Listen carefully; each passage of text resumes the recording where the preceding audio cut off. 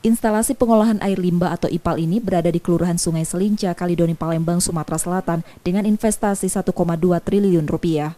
Investasi itu didapat dari hibah pemerintah Australia dan pemerintah Indonesia dengan pendanaan 3 lembaga, Kementerian PUPR, Pemprov Sumsel, dan Pemkot Palembang.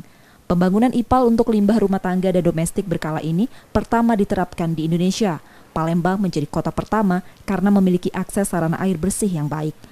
Akses air bersih di Palembang sudah menjangkau 84% warganya, angka tersebut lebih baik dari angka nasional sebesar 74%.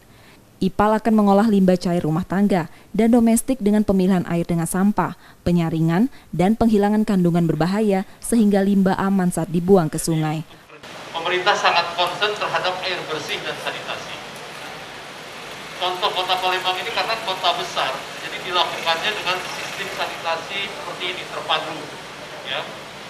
Pembangunan IPAL di Palembang sudah dilakukan sejak 2017 lalu dengan pemasangan pipa utama yang sudah mencapai panjang 5.500 meter dengan total pipa utama yang akan dipasang sepanjang 8.000 meter.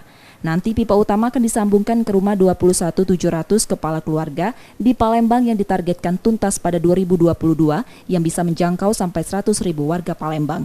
Sanitasi merupakan target utama pemerintah untuk dukungan pada pembangunan berkelanjutan.